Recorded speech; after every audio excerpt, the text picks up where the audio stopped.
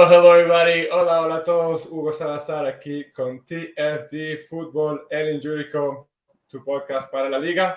We got Dr. Gruel, Rahul, and Mills with me today. How are we feeling, Rahul? How are you doing today? Doing great, doing great.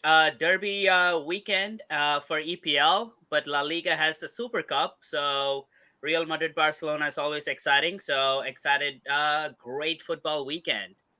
Yes, sir, that's right. We got some good games today. Mills, how are you feeling today? Hey, how's it going? How's it going, Hugo? I'm doing great. I'm doing great. ¿Cómo estás usted? I see, we're practicing the Spanish. We're practicing the Spanish. I like it. And we got Dr. Gruel with us too here, updating us on any injuries and kind of some insight on that. How are you feeling today, my man? I'm doing good. It's been wet out in Vancouver, so I'm just doing my best to stay dry. Okay, it's wet in Vancouver like All the 90% of the time. time. What are you Yeah, talking about? yeah, it What always else? rains. What else is new here? Especially in the winter, like 99% of the time in the winter, I know. Does the sun even come out there, or is it just It's been a few sunrise at days since 9 I a.m.? saw it. It's been a few days. I admit. It gets gloomy. Sweet. Okay. Sweet. Hugo, let's start with some La Liga games. What games do we want to talk about first? Okay, so we start here with Real Sociedad and Athletic Club. Okay, Real Sociedad is third place right now, 5 points ahead of Athletic Club. And before we start, actually, I want to say we had a game today. Celta and Villarreal played. They had a 1-1 tie. Okay, which opens up a little bit of room in the Champions League spot. Okay, so Villarreal dropped some points. So now Athletic Club with a win could sneak in there. How do you guys see it? Else, you're the injury specialist and everything. You follow everything. What's your take on the game? It was a defensive struggle. I mean, of course, they each scored a goal, which makes it was really even on both sides. And what I really liked was how it was always a midfield battle. You always want to control the midfield in something in the game in a match like that. But see, two sides that know each other really well. They both did what they did, and they're just a really evenly matched right now. Maybe that's why they're so close on the table. Well, to be honest, I just saw the score. I did not watch the game. So thanks, Mills, for saving my comment out there. um, yeah, so we got that game today. Like I said, with a win, Athletic Club can go into the top. Now they haven't scored in 4 of the last 8 games. Okay, Athletic Club is struggling a little bit at the top, struggling to get the goals. So I mean, we'll see how they do in this game. It's a tough one with Real Sociedad, who's been playing great. Now let's look at the odds here and the bets on this game. Rahul, how do we feel about this one? uh, it's kind of like what Real Sociedad is kind of favored to win. It's at plus 145, and Atletico Bilbao to win is at like plus 210. Looks like it's going to be a tie. Tie is like the most popular bet right now. A lot of money in the tie right now. Mills, any injuries on this game we need to be aware of? And our doctors can give us some updates on any injuries as well. Yeah, I said, yeah, Real Sociedad looks like they can get some people back for this match, which is really good. Binat Binat, I apologize if I mess up any of these names. Binat, Turientas, and Muhammad Ali Cho could be back from injury, stuff like that. But they're going to be without Umar Sadiq, Martin Merkelans, and Alex Sola. They all have fitness injuries. Actually, Alex Sola has a muscular strain, and Umar Sadiq also has a muscular injury as well. Now, Athletic, so now they're relatively healthy, but Inigo Martinez, he is a major doubt. He has a foot injury. Now, from what I've been hearing, and just from what I've been reading, it may be a foot sprain that he's dealing with, so that could leave him out for a couple of times. And look for Danny Garcia to possibly get back into the midfield for Athletic Bilbao. Okay. So, Dr. Grewal, the classic muscle sprain and Mm. stuff like that. Any concerning issues out here? No, really. I mean, I wasn't aware that it was a potential foot sprain there for Martinez. Those can be something really mild and the player's back immediately, and then they can be something terrible like a Liz Frank injury and people have surgery and they're out 15, 20 weeks sort of thing. So I guess we'll just have to keep our eyes peeled to see how aggressive that injury actually is and how long he's going to be out for. Okay, Hugo, what's the next game we're going to talk about? Okay, next one I got here on my list, guys, is Almeria and Atletico Madrid. As we know, Atletico Madrid lost last game against Barcelona in a very, very frustrating game from them. They have plenty of chances, and I am pretty sure they believe they should at least come up with a tie. What's your take on the fight between the goalkeeper and the which one? I might have missed that. Did I miss that? Yeah, there was a fight like Mills. You know that what I'm talking about.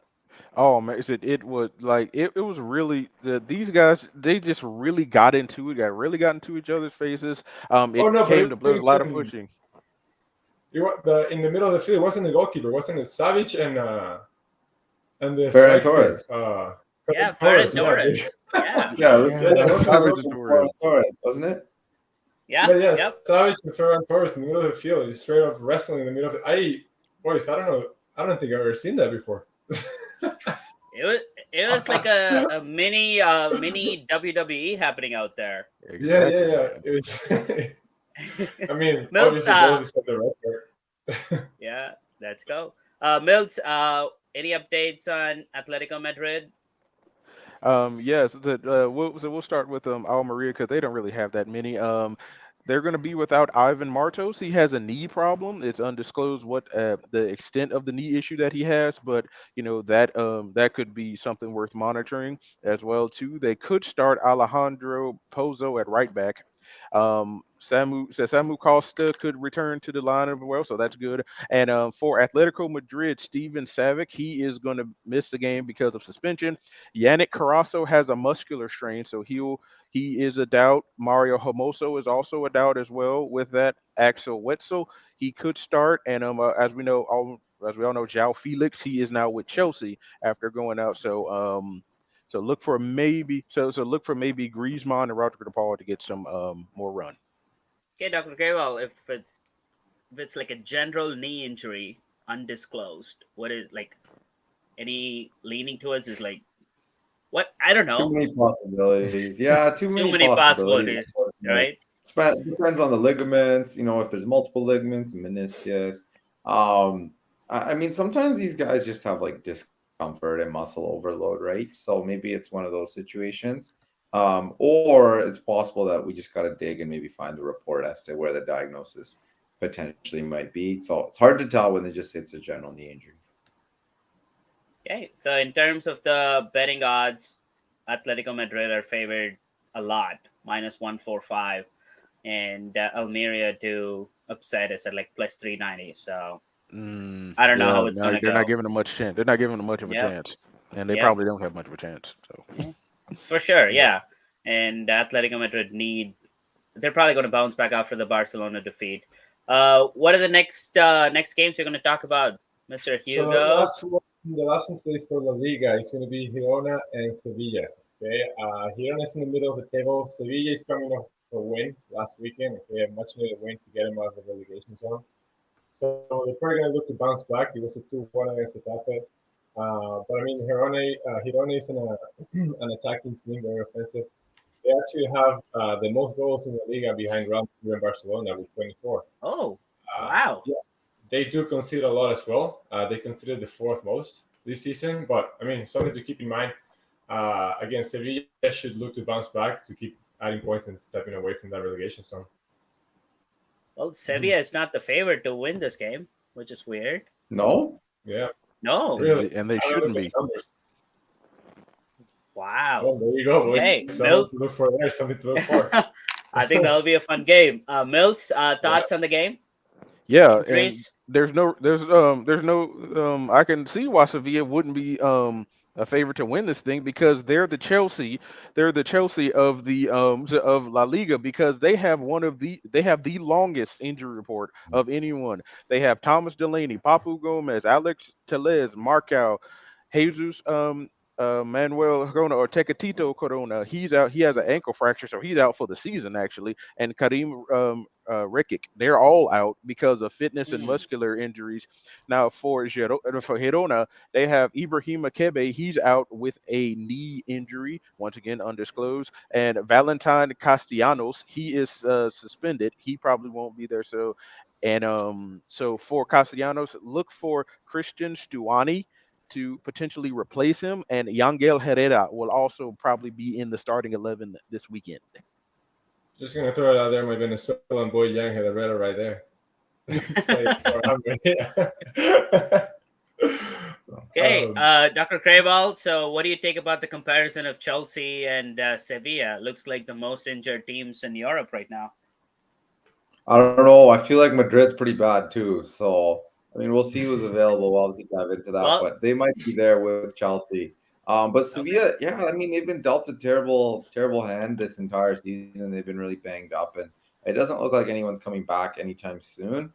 I did kind of dig a little bit around this. It sounds like there's like some hope for Alex Tellez in the near future, but yeah, they're super banged up, and it's obviously hurt their campaign. And once he gets and once he gets fully fit, Manu is going to recall him. So there you go. Okay, Hugo, give us a preview of the biggest game in La Spanish country this week, the Super Cup final. What do you know about it? What do we have to look forward to? Go ahead. So the Super Cup final, the Spanish Super Cup. Okay, we got El Clásico. It's happening. Wait, hold up. No, hold up. It's the Copa del Rey. No, it's a Super. No, it's Spanish Super Cup. What? That's the Copa del Rey. No, it's Spanish Super Cup. Spanish Super Cup. Yes, sir. Look it up. Oh my goodness! I thought we were watching Copa del Rey. I'm sorry. Look at me hijacking and ruining the show. Sorry. Keep going. Look, we're all you guys ever watch here. I should get the mute thing on Around the Horn. You know what I'm talking about? That's what you got. There you go. So yeah, man, those are the Spanish Super Cup. That's what we're watching this week. Real Madrid and Barcelona, they both went to penalty kicks in their respective game of the semifinal. I don't know if you guys watched it. They were great. They were fun to watch. So for this game, I mean, last time these teams faced each other was last year. La Liga was pretty much settled. Real Madrid had run away with the title. So Barcelona dominated that game. They definitely started to win. I remember it was, like 4-1, I think it was. This year is a little different for this one. Very early in the season, beginning of the year. I think we're going to have a great game. You guys know who I like. But it's going to be a competitive one. I think neither of them are in their best shape. Barcelona is struggling to score. Actually, in that semi-final game, Ter Stegen was the man of the match. So many saves. And Real Madrid on their side, they're also struggling to score. So, well, I think Real Madrid is struggling with injuries. Mills, give us like all the big injuries for Real Madrid, and we can have Dr. Craval kind of break down the injury for us. Yeah, I said, Los Blancos suffered 3 major injuries, actually 5, but 3 main ones was Lucas Vasquez. He has been confirmed with a high ankle sprain. He will be out for 6 to 7 weeks. And also Eduardo Camavinga from the mighty French team. He has a knee injury. He will probably not feature as well too. And Eder Militao. Now he took a ball to the face versus Valencia. He was feeling dizzy and lightheaded, possibly concussion syndromes. He's in concussion protocol, so he probably won't feature that as well. And another fellow Frenchman, Aurelien Tchouameni. He has he actually has a soleus muscle strain. That's a basic calf muscle strain. He'll be out for a while too. And also David Alaba, he strained his right calf too. Once again, the soleus muscle. So those guys are out. And also Alvaro Odriozola would be out with muscular. Did you name the full team under the injury report? Hey, some of their main guys, yeah. Yeah. So Dr. Grewal, I know you did a video earlier this week. Any further updates on the Real Madrid situation? Really, the biggest thing I think is the health of Eder Militao. So he took the ball. I think they originally reported as dizziness. He had like a 2-second concussion evaluation, which is way too short, but that's unfortunately very common in soccer. Better than the NFL. Oh God. Well, the nice thing, I think the NFL is better, even though we roast them for theirs. At least you can buy time. The game stops if you're laying on the field, right? Like in soccer, the game doesn't really stop long enough for these guys. And then it's not like you can sub someone and bring them back. Like even if it's a quarterback, like they can miss a play to bring back in. But soccer, with its lack of temporary substitutions, which is something people talk about, it unfortunately is really hard to do appropriate evaluations with the game pressure. So then, they say it's dizziness. He gets a scan, so which means he must have had some persistent symptoms, like a brain scan. And then they're like, yeah, okay, it's all good. But like concussions don't show up on scans, right? So, this is a situation where if we're focusing on player health, he shouldn't be out there on Sunday for what I thought was a Copa del Rey final, but it's actually the Spanish Super Cup. And so that's the one I want to touch on. And the other thing is, like, I don't know if there's really much of a diagnosis for Camavinga. It sounds like he just sort of took a knock and is going to be out. So it sounds like he's out for the final as well. But, he's someone, maybe it's shorter term. But obviously for Vasquez, it's tough. Zidane's favorite sub is unfortunately, going to be out until March. And, they're limping into this final at like 80% health, which is tough. Whereas Barcelona's healthy, but they've got a couple of reds. Yep. Xavi is Xavi should return. Xavi should return, and also Gavi is it yeah. That I think those are pretty much it. They're looking at Ferran Torres, Marcos Alonso, or Frank Kessie to possibly replace him. Okay, sweet. So just hearing you guys talk, this is the parlay I came up with to close the show this week. Of course, Hugo would have his awesome finish to the show with this awesome Venezuelan Spanish. Before that, this is my parlay for this week. Real Sociedad to win, Atletico Madrid to win, Sevilla to win, and Barcelona to win. And if you put $10, you're going to win $285. So let's go. So that's my bet for the week. And of course, any bet, unfortunately, it's been 3 parlays so far. I've not won any bets. Frustrating.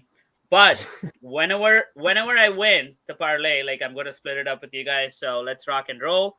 So Hugo, take it away. All right, guys. Once again, thanks for watching. Gracias a todos por ver el episodio de hoy. Si quieren seguirnos, el episodio de la Liga, siempre vamos a estar en sintonía con ustedes. Y nada, nos vemos la próxima. Chao, chao. Okay, later, guys. Hola.